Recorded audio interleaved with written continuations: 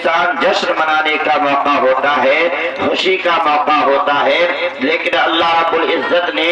ایسے موقع پر لوگوں کو یہ کہہ رہا ہے کہ انسان خوشی مناؤ، جشن مناؤ، لیکن خوشی میں اور جشن میں اس قدر مت آگے بڑھ جاؤ کہ شریعت تمہاری ختم ہو جائے، یا اس قدر مت آگے بڑھ جاؤ جس سے رب ناراض ہو جائے۔ اس لیے کہ مومن جو ہے لا الہ الا اللہ محمد رسول اللہ صلی اللہ علیہ وسلم جب اس نے پڑھا تو اس کی دل کی کیفیت دو طریقے سے ہوتی ہے، ایک دل کے اندر امید، دوسرا خوف، دوسرا ڈر ہوتا ہے۔ ڈر کس کا ہو؟ اللہ رب العزت کا ڈر ہو کہ اس رب سے ڈرے جس رب نے پوری کائنات کو پیدا کیا ہے، اس رب کا ڈر اپنے دل کے اندر پیدا کرے۔ جب اس رب کا ڈر ہمارے دلوں کے اندر آ جائے گی ہم دوسرے سے نہیں ڈریں گے، اور جب رب کا ڈر ہمارے دلوں کے اندر نہیں ہوگا تو یقیناً ہے کہ ہم دوسرے سے ڈریں گے اور رب سے نہیں ڈریں گے۔ جو شخص رب سے ڈرا، جس کے دل کے اندر اللہ رب العزت کا خوف ہو گیا، اللہ رب العزت سے ڈرنے لگا، وہ انسان دونوں جہاں میں کامیاب ہو گیا۔ تو ہمارے بزرگوں نے خاص کر امام غزالی رحمۃ اللہ علیہ فرماتے ہیں کہ مومن کی کیفیت دو طریقے سے ہونی چاہیے، امید اور خوف۔ اب امید کب ہونی چاہیے، خوف کب ہونی چاہیے؟ تو امام غزالی رحمۃ اللہ علیہ فرماتے ہیں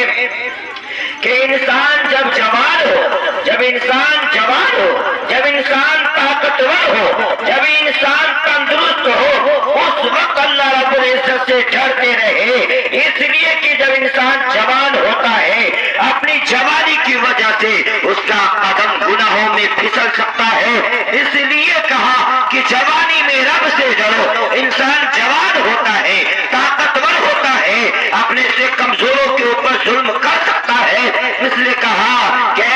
جوانی میں اپنی طاقت کے بلبوتے پہ انسانوں کے ظلم کرنے سے بچو، انسانوں کے اوپر ظلم کرنے سے بچو، اللہ سے ڈرو۔ پتہ یہ چلا جوانی میں اللہ سے ڈرے، جوانی میں اللہ سے ڈرے، اور بڑھاپے کے اندر اللہ رب العزت سے امید لگائے رکھے کہ یا اللہ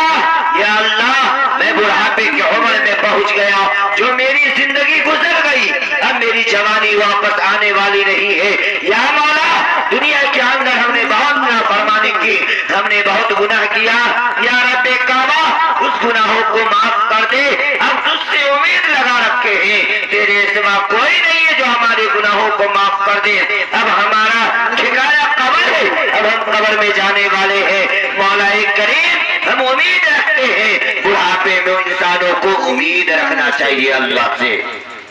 اور یہی وجہ ہے کہ پیارے آقا جناب محمد رسول اللہ صلی اللہ علیہ وسلم نے ارشاد فرمایا کہ جوانی کی عبادت اللہ کے نزدیک سب سے زیادہ محبوب ہے، سب سے زیادہ پسندیدہ ہے، اس لیے کہ جوانی کے اندر انسان صحیح سے عبادت کر سکتا ہے، رکوع و سجدہ صحیح سے کر سکتا ہے۔ بڑھاپے میں جس طریقے سے سجدہ کرنا چاہیے نہیں کر پاتا ہے، اس کی وجہ ہوتی ہے بیماری، اس کی وجہ ہوتی ہے انسانوں کا گھٹنے کا درد اور بہت ساری پریشانی، جس کی وجہ سے انسان صحیح سے عبادت نہیں کر پاتا ہے۔ اس لیے اللہ کے نبی نے فرمایا کہ جوانی کی عبادت سب سے اہم عبادت ہے اور اللہ کے نزدیک سب سے افضلیت عبادت مانی جاتی ہے۔ اور بڑھاپے کی عبادت اللہ نے فرمایا کہ جب بوڑھا انسان جس کا بال سفید ہو گیا ہو اگر میرے سامنے ہاتھ اٹھاتا ہے اور مجھ سے اگر کوئی چیز مانگتا ہے تو وہ ہاتھ گرانے سے پہلے میں معاف کر دیتا ہوں، اس لیے کہ مجھے شرم آتی ہے کہ ایک وہ بوڑھا شخص جس کے بال سفید ہو چکا ہے وہ میرے سامنے رو رہا ہے اور مجھ سے معافی مانگ رہا ہے۔ رب کعبہ فرماتے ہیں کہ میں اس شخص کو جب بوڑھا شخص جس کے بال سفید ہو گئے ہو جب وہ ہاتھ اٹھا کر مجھ سے مانگتا ہے مجھے شرم آتی ہے اور میں اس کی دعاؤں کو قبول کر لیتا ہوں۔ تو یہ خطرۂ نکاح کے اندر جو امام صاحب نے فرمایا کیا کہ انسانوں کو ڈرتے رہنا چاہیے، یقیناً یہ خوشی کا موقع ہے، ایسے موقع پر انسانوں کو اللہ کو ناراض نہیں کرنا چاہیے، خوشی منائے، جشن منائے، لیکن شریعت کے اندر رہ کے وہ خوشی منائے، شریعت کے اندر رہ کر وہ جشن منائے جب انسان نکاح کر لیتا ہے۔ اس لیے کہ اللہ کے نبی نے فرمایا النکاح نصف ایمان، کہ نکاح آدھا ایمان ہے۔ اب انسان نکاح کر لیتا ہے، اس کی زندگی کے اندر واحد آ جاتی ہے، جیون ساتھی آ جاتی ہے، جب زندگی کے اندر آ جاتی ہے تو ظاہر سی بات ہے محبت اس قدر ہو جاتی ہے کہ ایک دوسرے کا دکھ شیئر کرنے لگتی ہے، ایک دوسرے کی پریشانی شیئر کرنے لگتی ہے۔ تو اللہ کے نبی جناب محمد رسول اللہ صلی اللہ علیہ وسلم نے دنیا والوں کو فرمایا کہ اے لوگوں، جب آپس میں تم ایک جان ہو جاؤ گے، جب نکاح کے ذریعے جاب قبول کے ذریعے ایک اجنبی لڑکی تمہارا اور جو ہے وہ بن جائے گی، بن جائے گی، جیون ساتھی بن جائے گی، تمہاری زندگی کے اندر اگر اوٹ پٹانگ آوے، کوئی مصیبت آوے، آپس میں اگر اختلاف ہو جائے، آپس میں اگر کوئی جھگڑا ہو جائے، اس جھگڑا کو طول مت دینا، اس تک جھگڑا کو جو ہے لمبا مت کھینچنا۔ اللہ کے نبی نے فرمایا کہ وہ سب سے بدترین انسان وہ ہے کہ جو انسان کو میاں بیوی میں جھگڑا ہو جائے اور صلح کرنے میں دیر لگا دے، اس لیے کہ شیطان اس شخص سے سب سے زیادہ خوش ہوتا ہے جو شخص میاں بیوی کے درمیان میں نفرت دلاتا ہے یا میاں بیوی ایک دوسرے سے ناراض ہوتا ہے اور دونوں آپس میں صلح نہیں کرتا ہے۔ اس لیے اللہ کے نبی نے فرمایا کہ اے دنیا کے لوگوں، اے میری امت، میرے داماد کو دیکھو، علی کو دیکھو، میری بیٹی فاطمہ کو دیکھو کہ ان دونوں کا نکاح ہو گیا ہے۔ اس کے بعد ایک وقت آیا کہ جب میں اپنی بیٹی فاطمہ کے گھر تشریف لے گئے، پیارے آقا جب تشریف لے جا رہے ہیں، آپ گھر پہنچے، حضرت فاطمہ غمگین تھی، مایوس تھی، آپ اپنی بیٹی کو مایوس دیکھ کر آپ سمجھ گئے کہ حضرت علی یعنی آپ کے داماد اور آپ کی بیٹی میں کچھ انبن ہو گئی ہے۔ آپ صلی اللہ علیہ وسلم اپنی بیٹی فاطمہ سے پوچھتے ہیں کہ بیٹی فاطمہ علی کہاں ہے؟ وہ اشارہ کرتی ہے کہ وہ مسجد ہے۔ انبن وہ دنیا کے اندر نبیوں کے بعد کوئی مقدس جوڑا ہے تو حضرت علی اور حضرت فاطمہ کا جوڑا ہے۔ مسلمانوں، جب حضرت علی اور حضرت فاطمہ کے درمیان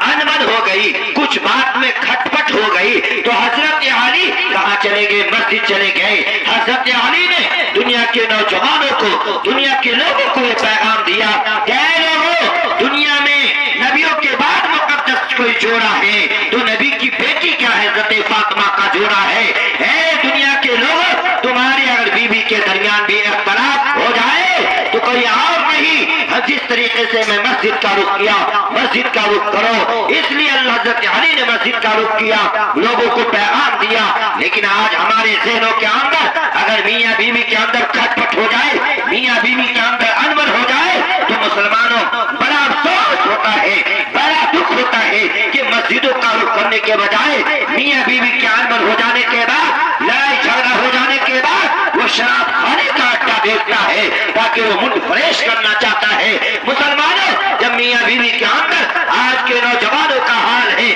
آج کے بوڑھوں کا حال ہے کہ اگر میاں بیوی کے اندر اختلاف ہو جائے تو وہ مسجدوں کا رخ دیکھنے کے بجائے وہ جوا کھانے کا رخ دیکھتے ہیں اور وہ جوا کھانے پہ جا کر اپنے دماغ کو شانت کرتے ہیں، پھر یا وہاں سے جو ہے شراب خانوں سے مزاج کو اور بنا کر گھر کے اندر آ کر اور ماحول کو بگاڑتے ہیں۔ اے مسلمانوں، اگر یہ کردار اپنائیں گے کہ میاں بیوی کے اندر جھگڑا ہو جانے کے بعد ہم شراب کھانے کے اندر جائیں گے ٹینشن کو دور کرنے کے لیے، تو آپ کی اولاد برباد ہو جائے گی، آپ کی اولاد دیندار نہیں بنے گی، آپ کی اولاد بڑھاپے کے اندر آپ کی آنکھوں کی ٹھنڈک نہیں بنے گی۔ اس لیے مسلمانوں، میاں بیوی کے اندر اختلاف ہو جائے تو آپ شراب خانوں کے اندر مت جاؤ، جوا کے اڈوں پہ مت جاؤ، ادھر ادھر مت جاؤ، بلکہ رب کے سامنے مسجد میں جاؤ، اللہ سے دعا کرو یا اللہ ہم دونوں کے درمیان جو بھی انبن ہو گئی ہے یا اللہ اسے معاف فرما، مجھ سے غلطی ہو گئی ہے، مجھے معاف فرما، اس سے غلطی ہو گئی ہے، میں بھی اسے معاف کرتا ہوں، اور آپ جا کر گھر پہ معافی تلافی کر کر معاملات کو کیا کر لے؟ حل کر لے۔ یہ حضرت علی جی نے پیغام دیا اور جناب محمد رسول اللہ جب آپ نے بیٹی حضرت فاطمہ سے پوچھا، بیٹی فاطمہ کہنے لگی وہ مسجد گئے ہیں، جناب محمد رسول اللہ صلی اللہ علیہ وسلم مسجد تشریف لاتے ہیں، آپ دیکھتے کہ آپ کے داماد عالی زمین پر فرش پر جو لیٹے ہوئے ہیں، آپ نے فرمایا تم یہاں بات راؤ، جو پیارے آقا جناب محمد رسول اللہ صلی اللہ علیہ وسلم کی آواز حضرت علی کے کانوں میں پڑتی ہے، حضرت علی بیدار ہوتے ہیں کہ یا رسول اللہ آپ یہاں حاضر ہو گئے۔ آپ نے فرمایا علی گھر چلو، آپ نے اپنے داماد کا ہاتھ پکڑ کر آپ گھر تشریف لے گئے، آپ بیچ میں بیٹھے، ایک طرف بیٹی کو بٹھایا، ایک طرف داماد کو بٹھایا، اور اس کے بعد آپ نے کیا جملہ استعمال فرمایا؟ آپ نے کیا جملہ استعمال فرمایا؟ یا علی میری بیٹی فاطمہ سے کہہ دے کہ اگر اس حال میں میری بیٹی فاطمہ اگر وہ مر جاتی ہے تو اس کا باپ محمد جنازہ بھی نہیں پڑھائے گا۔